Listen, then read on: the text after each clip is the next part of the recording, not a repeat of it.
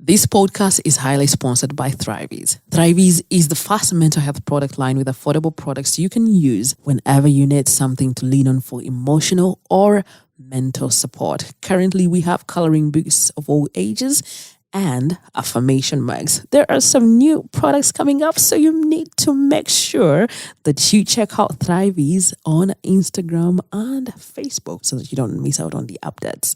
And yes, listener donations are also welcome. You can drop your donation on 0770-338-440. The number is registered in the names of Navu Network. If you're not in Uganda, remember to add the country code +256 770 338 440. Hey, welcome to Hashtag #Chiwanuka. This is the #1 African millennial podcast that sits at the intersection of mental health, self-discovery, and personal growth. If you're new here, welcome to your new virtual home. Be sure you hit the subscribe button wherever you're listening in so that you don't miss out on any of the future episodes. And if you're a returning listener, thank you so much for being the heartbeat of this show. With me today is one of the trailblazers in the world of content creation. From quitting her job with no safety net to building a thriving business, Fiona Kemigisha's content creation journey is a testament to the power of passion and perseverance. In this episode, she shares her inspiring story navigating the highs, lows, self-doubt, and self-care, plus everything in between that come with chasing her dreams. In this conversation, we're going to hear how this madam turned her content creation hobby into a successful career and even created an academy to empower others on their journey of content creation. So without further ado, let's dive into it. Hi Kemi. Hello. How you doing? I'm good. How are you? The glow is sponsored by God. Yes. Hashtag God. Holy Spirit. Or Holy Spirit glow. Welcome to Hashtag Chiwanuka. Thank you. So excited to be here. You are? Yep. It's been a long time coming. I know, right? We have planned. But we're finally here. We're finally here. Mm-hmm. Tell us, who is Fiona Kemi? I know there are a couple of people that know you. Well, Fiona Kemigisha actually is so many things. The basic stuff. I am a 34-year-old Ugandan creative that's navigating many things. I'm a co-host on The Unpopular Opinion. Also now the team leader at Kama Digital, which is a space we've created for digital creatives to train and skill. Actually, I like the word skill better, to skill digital creators. I am a sister, a friend. I'm a Christian. I am a lover of movies, and it's interesting. I like music, but I don't know if I really love it. I have now met people who truly love it. Now I'm like, where do I fall? Do I actually? What makes you doubt? If you like their kind of love is not your kind of love. Guys, it's so serious. Like, I don't have playlists. I just listen to whatever I find, and I'm like, oh, this is something I could dance to. Let's do that. Oh, I don't know. So, I enjoy music. I love to dance. And what else can I say? I think that. You think that? I also like mandas. But you know the one with space inside? Not the other thick ones. The ones with space. What are you eating in the space? No, like there's that mandazi that has space inside. It has like, I don't know, it's not as dense. Maybe okay. Those dense ones. When you say it's space, I thought it's just the crust and you're like, no, just like it's spacey inside. Like there's not a lot of density. Right. I love those guys. I think about them often. I do. They're on my mind now and then. Do you know how to make them? No, can't make them myself. I usually look out for those guys. You know those guys who sell them in those things that have a glass. I don't know. It's like a glass thing that's made of wood. Wood and glass. I know them. Those guys. I look for them. When I see them, I stop. I buy them. Fun fact about me. Fun fact indeed. There's a way how you introduced yourself, 34-year-old Ugandan. And I almost said, are you swearing an affidavit? Something. I don't know. It's just like the first thing that came out was like, Will. 34-year-old Ugandan. Legal background? I mean, I studied law at UCU. And OG. Hi. Hi, OG. Actually, didn't know you had gone to UCU, but I was there. Did law at UCU, did my postgraduate diploma in legal practice at Kenya School of Law. I worked in the legal space very briefly, maybe a year. And then that was pretty much it for a year. Like the strict legal sense. Yeah, after that, I did things related, but not like proper law in the traditional sense. Yeah. Right. So that's pretty much where that ended. And my certificates and other such honors are in a suitcase somewhere. I really should frame them though. I keep saying I'll frame them, but you just haven't found the time maybe. It's not even the time, honestly. It's just not top of my priority list. But I really should. Why are they sitting in a suitcase? Surely. The first time I may have landed on you, I don't know who shared your post, but I'm definitely sure someone might have shared your post. Mm-hmm. I saw a picture of you seated, I think, in a living room talking about how you had quit formal employment a year before. Mm-hmm. And I was just looking at the beautiful pictures like, oh, at that time I didn't understand those things. Like, what? We're just in COVID. Why? What even? It just didn't make sense. I was like, let me follow this person and I see what they are really about. But it seemed like you're not with us in Uganda. Imagine that. Like, people are struggling to make sure that they're not laid off. And there is this person who is going off work like, Right. And Facebook doesn't give me much of you, I think. Yeah. You're mostly active either side. And I think with the algorithms, probably if the picture shows up and you interact with it, something about it. So I didn't see you again until we met here. And I was like, yeah, Fiona, Kemi, I know you. This person. I see you sometimes. Yeah. About your decision to quit formal employment, let us revisit that. What could have inspired you? What happened? It's sometimes I'm like, why are people bored with this story? But let's get into it. I tell it so often. Oh yeah? But I've not even heard it. Okay, great. I'm sure there are many people who haven't. Good. So let's see, by the time I joined, because I worked in government for a couple of years. So by the time I joined the government job I was doing, or civil service, I guess, it wasn't something I was keen on. You know, there were a couple of circumstances there that led to me taking up that job, but it was not something I was keen on. It was a space with quite the glass ceiling. There was no real growth for me there. So I was not happy there. And I remember like in the first month, must have been the first month, telling myself I won't stay here more than 4 years. The first month? Yeah, the first month. If nothing else, I'm a very resolute person. Like when I make up my mind, yeah, I'm doing it and that's that. Mm-hmm. It's very rare that I'll go off the path that I've decided. So I said, yeah, here, I said not more than 4 or 5 years. 5 was my max.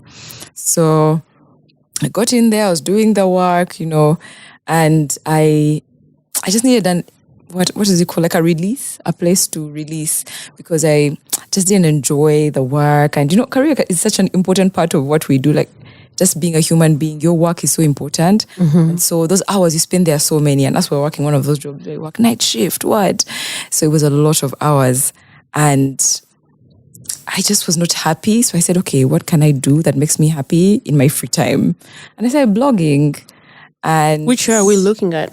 Gosh, I always don't look forward to those questions because I'm so bad with timelines. Is it? I don't know why. Like if you ask my best friend the day we joined uni, she'll tell you the exact day, what the weather was like. Then ask me. I always ask her when I'm filling in documents. I don't remember. But this must have been, I want to say 2017-ish or 16, maybe. I think so, around then. And then, so I started blogging on WordPress. The WordPress days. Everyone was on WordPress. Not me. Yeah? I didn't even understand what blogging was then. Okay. Well, those of us who were into that at that time, we all had WordPress accounts, and I had a blog about hair. I've just always enjoyed natural hair. Yeah, I think I saw when you went to meet with, what's her name? Is her name Kyoko? Oh, child, I don't know. Sheila something? Oh, Sheila and Dinda. Dinda. Okay, well, I didn't exactly go to meet with her, but I did go to her salon. She has an amazing salon. She was actually one of like the OGs. Yeah, she was really content creation in East Africa. She was one of the OGs. So, but anyway, yeah. So I said just blogging about hair, and without, I don't know, I didn't really plan where it was going, but a couple of people started to get interested. I joined Instagram around that time, started to do, little videos.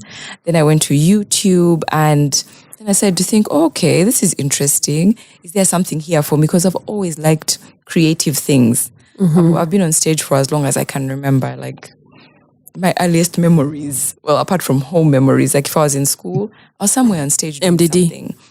MDD, but it didn't even matter. If it's speeches, I'm there. If it's dancing, I'm there. It just didn't matter. If there's a chance to be on stage, I was ready. So, it got me thinking about what do I want to do, about the things I wanted to do after I left this job. And so I remember making my first small shillings. I don't know how much was it. Ready to money. Must have been like 100K maybe. Working with Talia Froze, the first people to give me an opportunity to create content for them. And so that's when I said, maybe if I do this properly, maybe I could actually create some kind of career out Hold of on. this. You, out of your blogging, Yeah. they called you to make for them content. Yeah. Why do I feel like that's a new thing right now? It is new. At Where the time, people are being called? when it happened, I did it, it wasn't a thing. People weren't doing it. That's the truth. It actually wasn't a thing. Even me, I was like, oh, wow, cool. Let me see. Like, I don't understand all of this, but I think I could definitely figure it out. Yeah, so it wasn't a thing. Even her, she was like, I don't know, but let's see. And, She's Ugandan? Yeah, Vanessa. She's called Vanessa, the proprietor of Talia Froze. I've not heard of it. You've never heard of Talia Froze? They do like hair extensions, really like hair related. I know Afros product. and more. Is it a salon or a company? It's not a salon. They sell hair extensions, wigs, a couple of other things. But anyway, she gave me an opportunity, and that's sort of where it began and just sort of kept going. And so when it got to my fourth year, I was in my fourth year. I think I was getting to the end of the fourth year of my job. And I had really started to kind of, I don't want to say I'd figured it all out, but I felt like there was a direction and I needed to have time to invest in it. I was like, okay, I think it's coming to that time when I'm going to leave this job. Now, interesting, I had planned to leave at the beginning of that COVID year. The 2020. Yeah, 2020. But then COVID happened, and then, because us for a while we were considered Essential workers. yeah, so we were working. And then we also stopped at some point. But when we stopped, we stopped and we were still getting pay every month. So I said, I'm going to stay till we start working again. That's when I'm resigning. So that's, and I had been saving, I planned, as much as I could. I didn't know exactly what I was getting into. Right. But I tried to plan, okay, how can I pay rent for at least this long? Because I was even moving, because I was living quite far at the time. And then I just did it. Honestly, I bit the bullet. I was like, this is the time, I'm doing it. Yeah, and I just did it. I just felt like it was always going to be a side gig if I never gave it real time. There was no time for me to make it a real thing. Yeah. So I handed in my resignation, told my parents after. And here we are a couple of years. What was their reaction like? They were surprised, of course. Are they still working? Yes, my dad is. My mom is self-employed, so yeah, she's also kind of still working. They were surprised, but they also knew that when I've decided, I've decided. Of course, they were confused. They were like, you've left a permanent and pensionable job to do what? And I couldn't define what it is I wanted to do. Because that's where I wanted to get. I was like, how did you explain it? I didn't know how to explain, because I didn't know what it was exactly either. I was just like, there is this thing that can give me money. Doing business online of some kind. Yeah. I don't know about other people, but from my end, even in the COVID period, business online was like I am posting my items on that are on sale. So for your end, I'm like, what has it been like? What is this? 3 years? Should we count 3? Maybe more.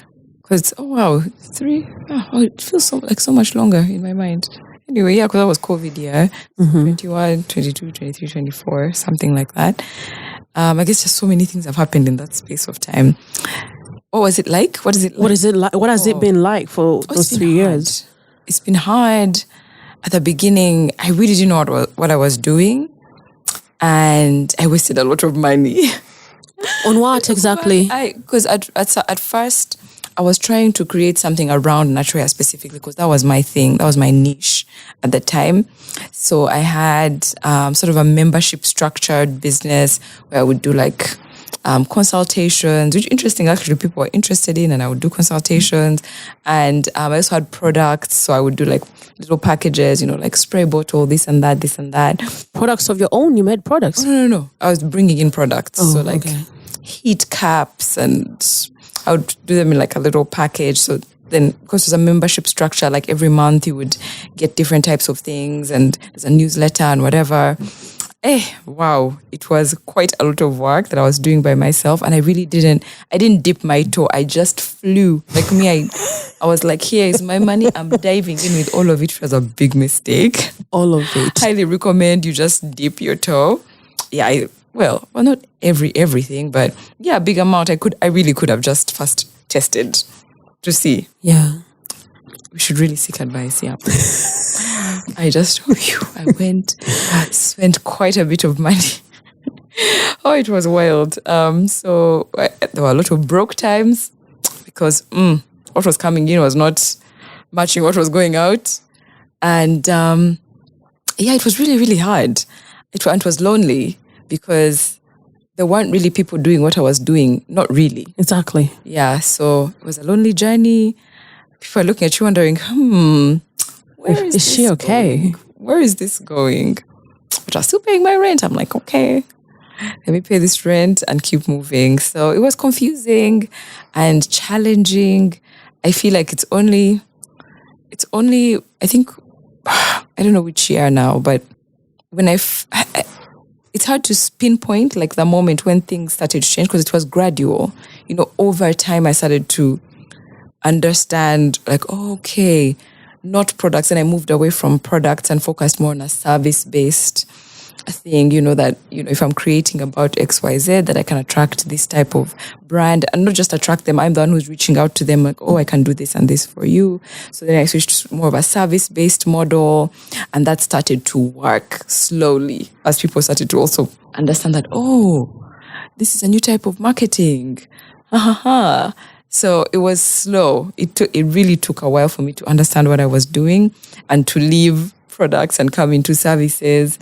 And I feel like even now it's still learning and teaching. When you reach out to brands, they don't really know. A lot of even marketing agencies, we realize, don't really know what is the value of a content creator who aligns with your brand. What do they do? So even now I feel like it's still teaching, but over time, I started to understand a little bit better what I was doing. And I think it started to also show. Because, when you what's funny?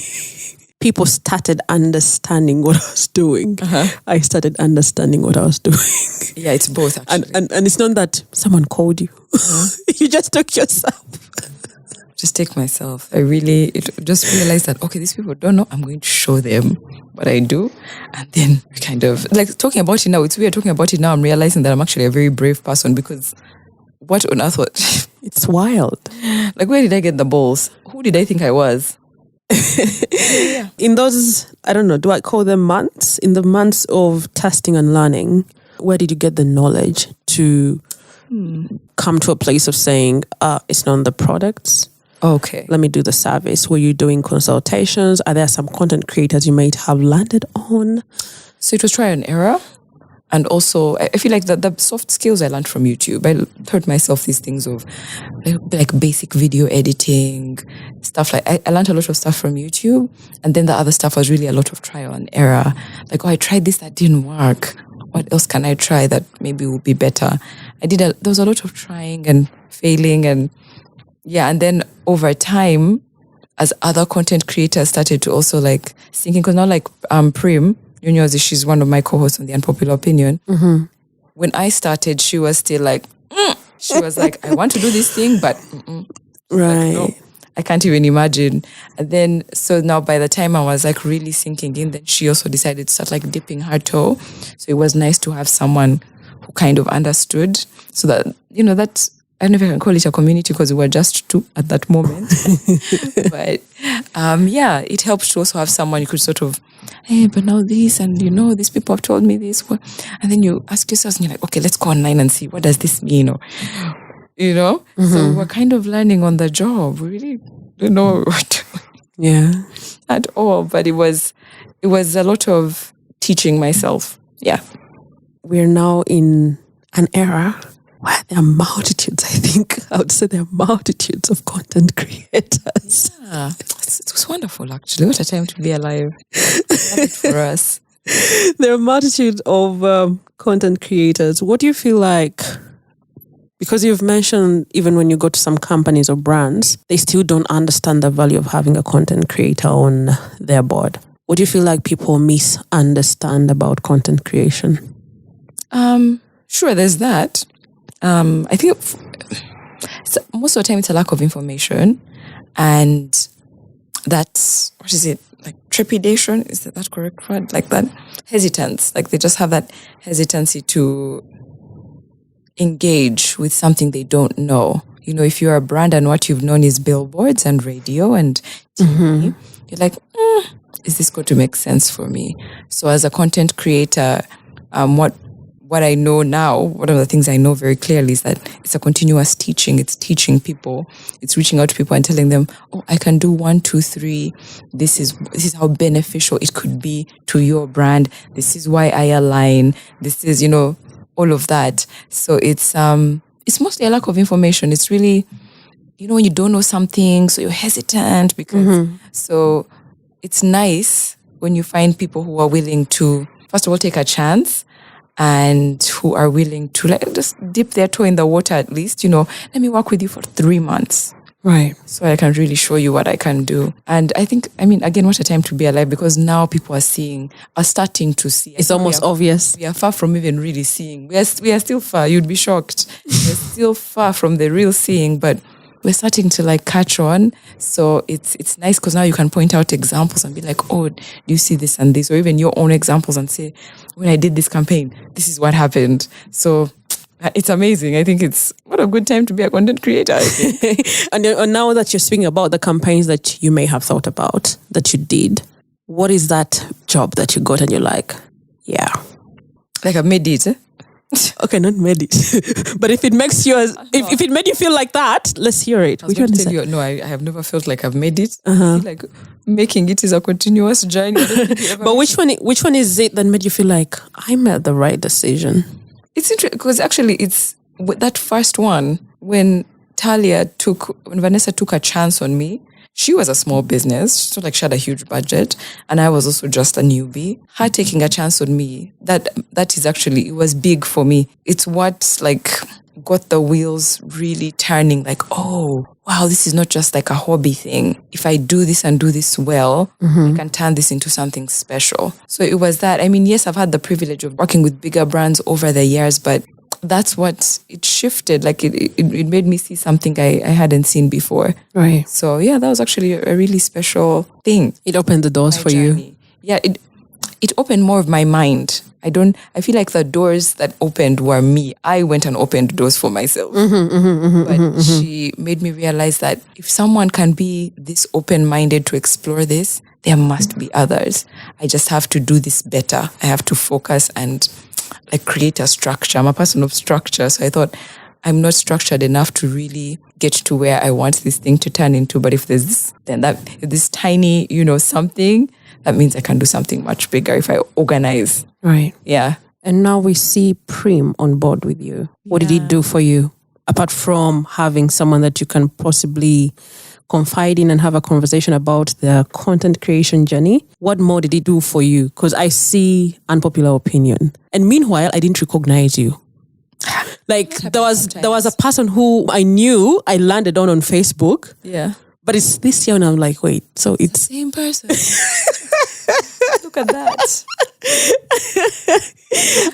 and it would be like clips that someone shares, and I'm like, I know there is this thing that exists. Yeah. So it's this year. I'm like, oh, okay. It's like, oh, this is the same person as the other thing. So Prim, Claire, and I creating the unpopular opinion was such a massive step for all of us, because we didn't realize it when we were first creating it. I mean, each of us had been creating a platform at that point, which definitely worked in our favor. We started off on a much higher ground than a lot of people do. You know, I had an audience, Prim had an audience, Claire had an audience. So it was such a strong ground. And we recognized it. We're like, oh, if we come together, imagine what that could do. Because we keep saying over and over again when people speak to us together that we know for sure that I couldn't have done that without them. Right. They couldn't have, there was just it had to be all of us. So initially it was just a desire to have conversations openly that we felt we weren't hearing openly. Like when you're there with your girlfriends in your living room, at a cafe, wherever, hanging out, talking about things, and you're like, hey, there are other women who are going through these things. There are other young ladies who have never heard about this. Imagine how beneficial it would have been if we had heard about 1, 2, 3 when we were in uni, whatever. Couldn't it be nice if people talked about it? And like for our context, of course, there are people all over the world, but your context is your context, right. And like, but like here in Uganda, yes, the Kenyans are speaking, these guys are speaking. How about us? Like, what if, like, can't we also just do something and talk about stuff? You know what stuck with me? Yeah. There is one specific clip, and I don't know how many times I played it. It's my former workmate who shared it with me. I think you guys were talking about how unromantic Banyankole men are. And you're just handing your ring. What was that name? Nakushara or something. I was like, oh my God. It's the internet is so interesting. Like the whole concept of going viral, it's wild. Like you'll create this 45-minute video and 1 minute of it will go viral and you're like, what do you mean? That's the one that most when you are having a conversation, you don't realize that it's something that people will like catch and cut out and because I remember the next day we publish on Saturdays. I remember, and I rarely watch our episodes over. It's always weird watching yourself. I don't know why. It's strange. So, right? So on Sunday, I just remember I had slept in. I woke up to so more WhatsApps than I've ever seen in my life. My friends in Rwanda, my friends in Kenya, people were telling me, you guys have gone viral. I'm like, what did we do? It was one teeny tiny... to date, I think there are a lot of people who have not watched that full episode. People just know the one clip. I only know that. I think I must know that. The internet is so interesting. But anyway, yeah, it was really about just having conversations that girlfriends have in their sitting room or in their office, but like on a public platform in the hopes that it'll even help one person. If one person hears it and feels seen, or even just has fun, just laughs of like, how, because now listening, all this content online is sort of like our companion in our cars, at home. Like if you can make someone smile, make them think a little bit more about something, we thought, that's something we would love to do. And so it started, and it's been beautiful having the support and just having the three of us doing it together. It's just no way any of us could have done that by ourselves. It's not possible. So it's been a beautiful journey. Yeah, you've now grown into Kama Digital. Yeah. Look at yourself. Yeah, it's amazing. We're speaking now on this day that we are recording. It's just, last week was our first graduation, which is just, wow, we did. It's like you plan something, but then it happens and you're like, oh, wow, I just did that. Actually happening. Right. It's, what a blessing. Being in the creative space for a while, we just realized, you just start looking around, meeting all these other creatives, younger people are coming up, and you see how they're doing their thing. And we just realized, and even people confiding in us, like, oh, I'm trying to do this. How do I do it? How do I make this move? And we were like, oh, we've accumulated a bit of experience and quite a bit of expertise, because without trying to say that we were the first people, no, there were creators before us, but we are among, kind of the people who pioneered what we are doing now. We thought, oh, there's a lot of knowledge we can share. Their journey didn't have to be as hard as ours was. They can actually figure out a lot of these things much sooner, how to build meaningful communities, how to just build the kind of tools that a creator needs, consistency. How do I make sure that I'm creating the online persona that I want to keep for the long term? Like there's so many little things and big things that we knew we could teach, and ultimately creating a business around your work. And that's where the idea for Karma Digital began. And, like the short version is I applied for the Content Catalyst program at MCI. That's how we got all of the support that we needed to create our first curriculum. Mm-hmm. And now we have graduated our first group of 25 creators. And it's like, wow. And it was like, when you're graduating, it's an end that's a beginning also. So that's how it was, because even this community continues. The first cohort is a continuous community with its activities and whatever. But also the second cohort now we are arranging for that. And I'm like, wow. So it's like, yeah, I guess, yes, we are moving and we are going. It's amazing. I think every now and then I stop and I'm like, wow, we are really doing this. Let us spotlight Karma Digital. Okay. It's a baby. I'd call it a baby. Little baby. It's a little baby. It really is. For someone that has not heard of it, or even they may have seen it but don't fully understand it yet, help us break it down. So, Karma Digital, as it is right now, is a space of learning for digital creators. What we have, our first offering right now is our curriculum, which is the UG Content Creator Guide. So it's 3 modules of audio-visual content with resources. Like we created workbooks, and there's a bunch of resources in there. And so we host it on the TESA platform. TESA Advisory is one of our amazing partners. Kind of picture it, imagine it like a Facebook. It's like a Facebook, but for learning, right? So on the Karma platform, we have communities, chats, polls. It's like a whole little social media, but for this work. So, our creators in the first cohort, for example, could be able to watch the lessons, take notes, utilize the different resources, come on the chat, ask questions. And then we have classes, like online classes. And we want to do more physical classes down the line, but right now we've been doing online classes, and there's homework. It's really like a tiny school. So it's an 11-week program that we take the creators on. It's self-paced, but we do try to have people do like a lesson a week, because it's split up into 3 modules. It's hard to explain. Okay, it's 3 modules, but each module has 3 to 4 lessons. 3 to 4 lessons. So it brings us into 11 weeks. And our creators can really do anything on the platform. But I don't know, Tessa went and created an amazing little world online. And so in that community, we learn, we connect. And the whole idea is that they continue to have access to this content, but also, more importantly, we continue to create like little programs around it. So like now there's a monthly meetup we are creating where we actually plan content together. And then we'll have, actually have a space where now guys can come and create content together. So if you're feeling like, hey, my phone is not doing the thing, you'll have, another phone to use, maybe a better phone. I don't want to say we'll have all the equipment in the world, no, but what we know for sure is that your mobile phone has so much power, you can tell stories. So yeah, that's really what Karma is about right now. Right now, we're on the skilling part.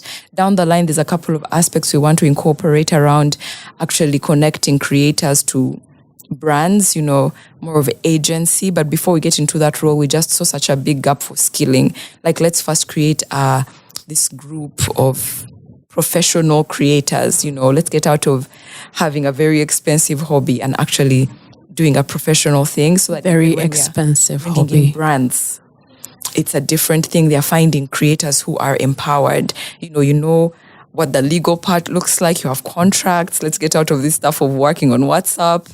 But for us, we agreed on WhatsApp. Absolutely not. We want people to be able to treat it like a business so that it can become that. So yeah, that's also at the heart of Karma Digital. How did its inception come up? Because the way how you say it, you didn't just develop the idea when you entered the Catalyst program. It looks like it's something that had already been planned. Yeah, it really came from those conversations, just seeing other creators, because every year okay, well, every year sounds like we've done it for so many years. We have a live show we do every year, and this year is going to be our third. And so before the live show, one of the things we recognized, like when we were doing the first live show, we're like, oh, why don't we have a get together with a couple of creators so they can learn from one of our guests? Because at the time we were hosting Murugi Muni, and well, then and until now, she's one of the top creators in the continent. I think even recently she was actually named among the top 100 influencers in the continent. And so we said, what if we invite a small group of creators and they can ask her questions, learn from her?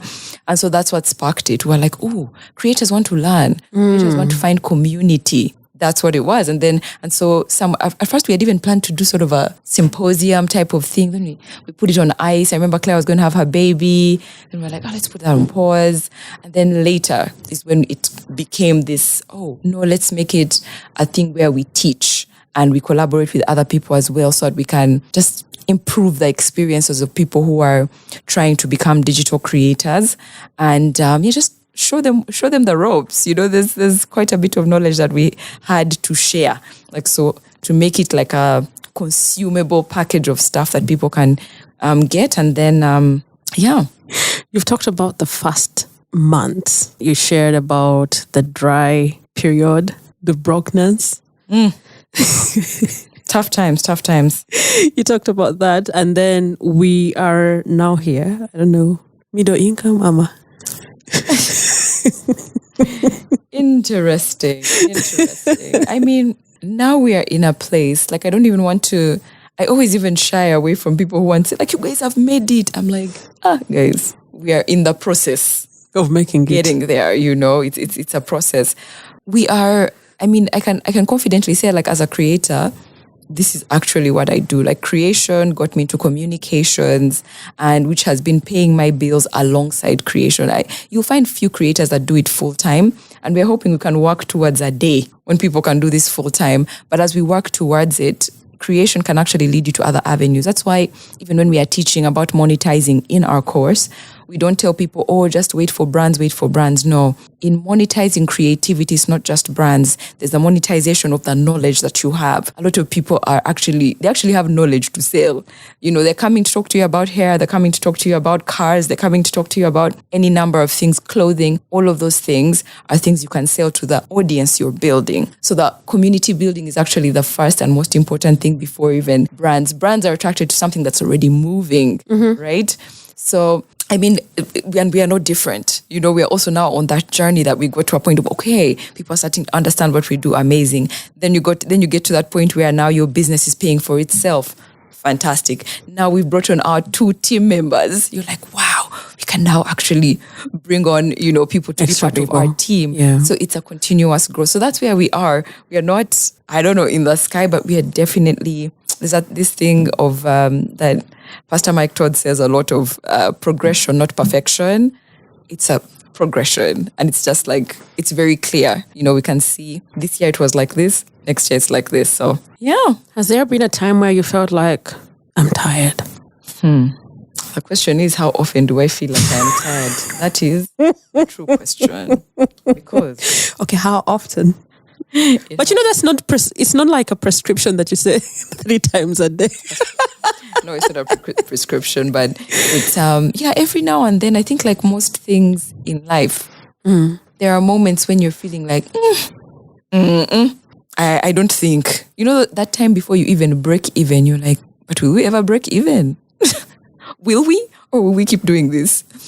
I think that's why it's so important to actually care about whatever it is that you do in this life, because the moments of uncertainty are many. Right.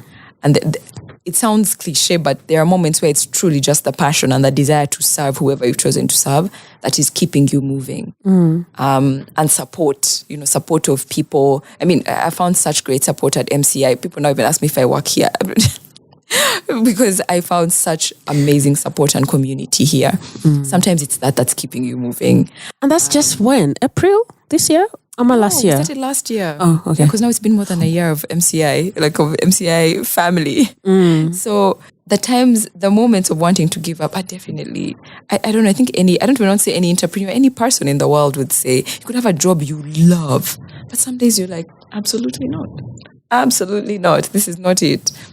So yeah, it's the times are there. I'll say that. How often? I don't know. I guess it depends on the season. There's seasons when things are exciting and you can't even imagine anything else, and there's seasons when things are tight and you're like, what? Why? Oh, actually, can't I just go and do something else? What do you mean? So I think it's a normal thing. I always say, and it's something I've also learned, that imposter syndrome is not something that just goes away. You just pulled that out it from your mind. You want to interview yourself? I leave you. This is the problem. Interviewing interviewers. Because I wanted to ask you, are there moments where you struggled with imposter syndrome? Of course. I still do. Because with the imposter syndrome, we usually see like this is the tip of the iceberg. But then down here are other stories that are probably untold or just being left down there. Was it fear of failure, fear of success? What is it? I don't know if it's as complex as that for me in particular. I think mine is just like in the basic format of everybody else. It's just sometimes where you're like, I'm not. I can't possibly do this. Who do I think I am? Where? How? Or the thing just seems so big. Right. Doing our first live show it felt like such a big undertaking. We're like, actually, guys, who do we think we are? We're bringing the biggest influencer in East Africa because why? Our show was 1 year old, mind you. 1 year old. No, we hadn't even made a year yet. We're like, what do you mean? Who do we? What? So there's definitely those times. And I think that one of the things I have learned over time is that imposter syndrome never really goes anywhere. There's no time when you've conquered it forever. Right. It's more like learning how to... You find different tools to help you navigate the times when imposter syndrome comes by. I remember one of the things I learned from Kemigisha, the filmmaker. She said that she named her imposter syndrome. She named hers what? Wanachi. Oh, wow. Something like that. And she's like, yeah, me and Nachi, we're friends. Like when she comes around, I'm like, okay, have a seat. Right now, I need to do something. So you just be sitting there. I'm gonna catch up with you. And I think it's an illustration of recognition. When you don't know what issues you're facing, how can you possibly start to solve them or address them? So whether it's a fear of being rejected or a fear of just not being successful, you just have to recognize where do these things come from, because fear also never goes away. It's a thing we deal with forever and ever in our lives. And so over time, I've continued to find tools that help me come back to that. Because sometimes like imposter syndrome is taking you, what if this, what if you fail, what if this thing doesn't work out, what if... But then like to be able to come back down, meditation has been a very meaningful thing for me. It's a quiet, being able to quiet things and see what is coming in, what is going out, what is, what are the things that are sitting in my chest? Because for me, it sits in my chest. Some people, things sit in their stomach. Some people, they sit in your shoulders. What is sitting in my chest? Okay, can I slowly and compassionately speak to myself and understand what those things are, acknowledge them, because feelings have to be felt, but also be able to move past them, not to sit in the fear for long or to sit in the imposter syndrome forever, So it's tools. We have to build certain tools to help us navigate the challenges that they won't go away, right? They're just part of a human experience. I think the first time I heard about the word imposter syndrome was in 2020. I was listening to some chick talking about some of the things that she has had to learn, and she mentioned it. I read about it and left it at that. I was like, okay, there's this thing. Okay. And I moved on, and I was just starting out in my podcast journey. And it must have been, the second episode or third that I recorded? It was for conversations. And then I waited for the feedback to have a bigger conversation. But what was coming in, like, you have a beautiful voice. I was like, huh? For talking?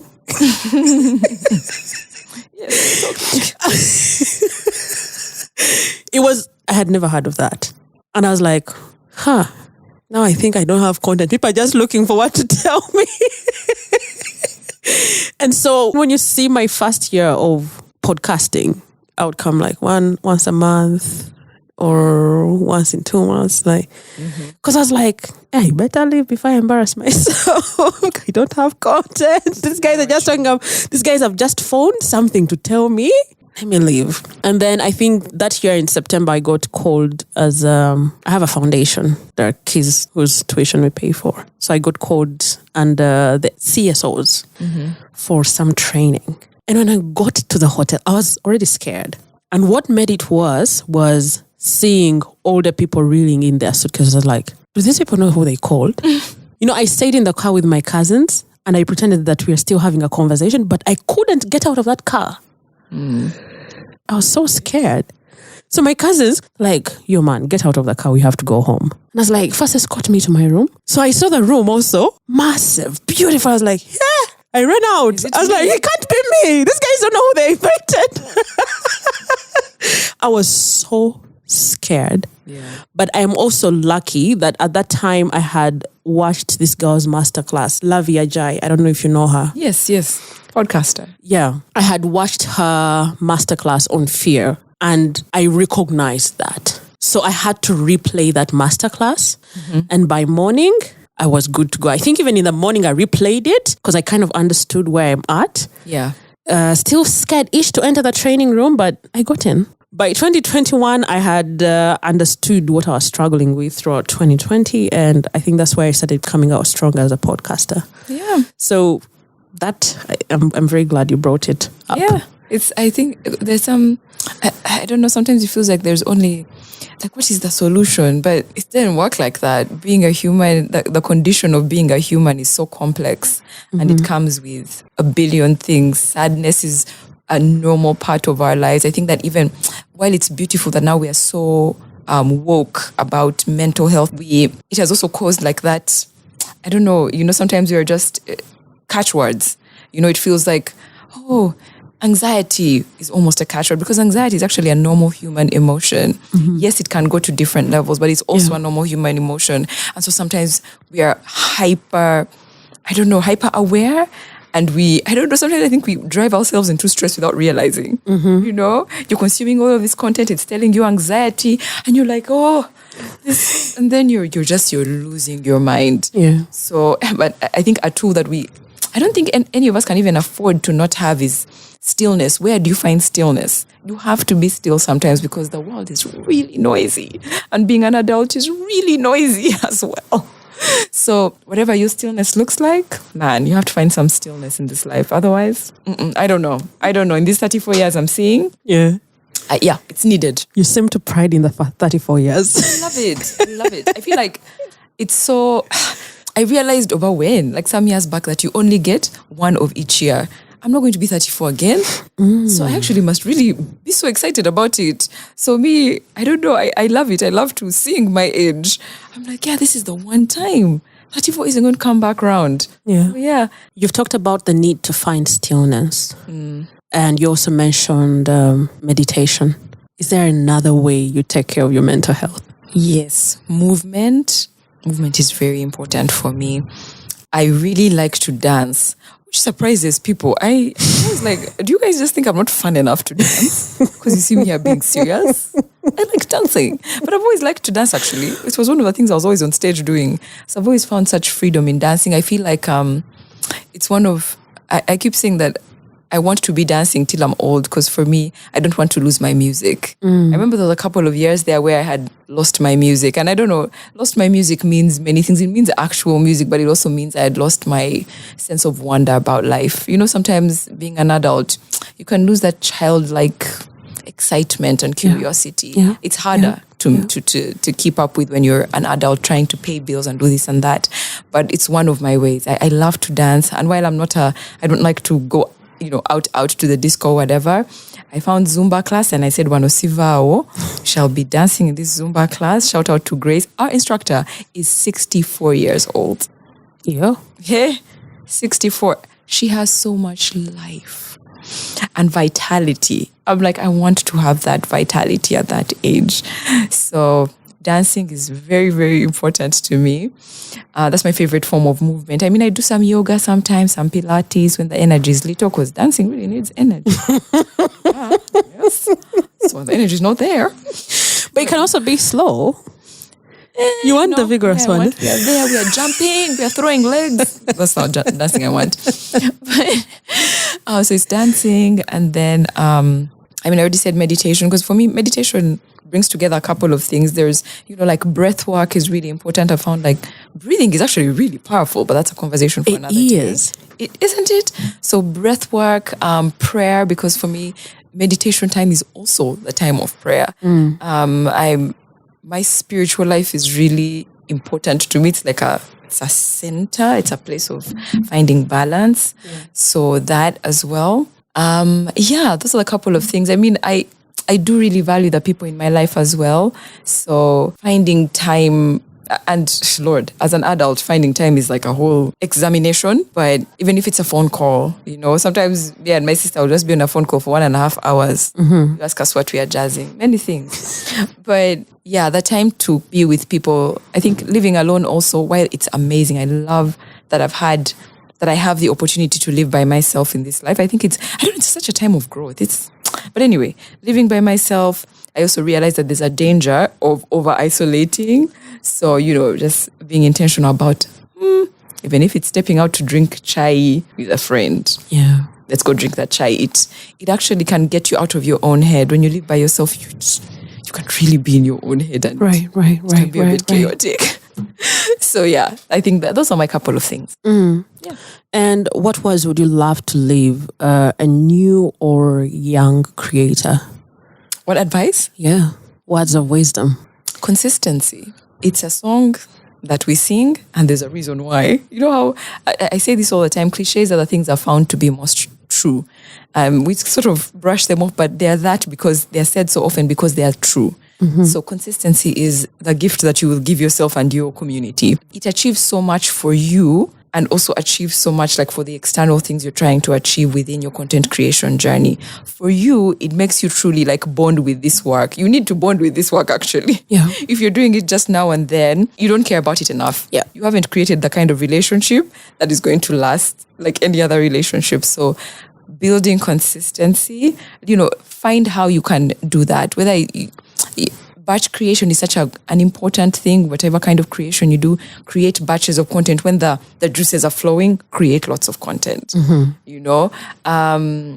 there are a couple of other ways, but building consistency I think that's the best advice anyone will ever give you, and that you'll keep being reminded of. I don't think there's any time that you've had it and you're done.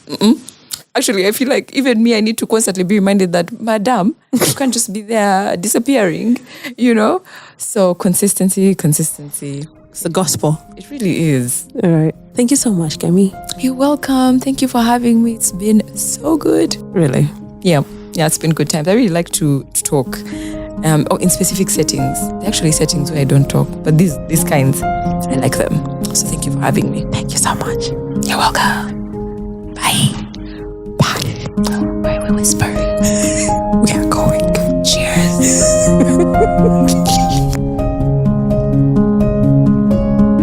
We have come to the end of episode 148, and yes, welcome to September. I should have done that at the beginning. I had forgotten we were in a new month. But still, better late than never. Welcome to September. And yes, thank you so much for hanging out with us to the very end. I hope this start was on a high note. If you loved this episode, do me a favor and hit the subscribe button in Apple Podcasts, Spotify, YouTube, Castbox, Podbean. Oh God. And any podcast platform of your choice. It is by the power of our community that we shall make this podcast grow. Also, feel free to share your insights about what connected with you on social media and even on YouTube. And make sure that you tag us. We are at hashtag with Navkuzichwanka on Facebook and Instagram. And on X, our handle is at HTNK Podcast. Or you can use the hashtag HTNK Sensation. Thank you so much. Goodbye.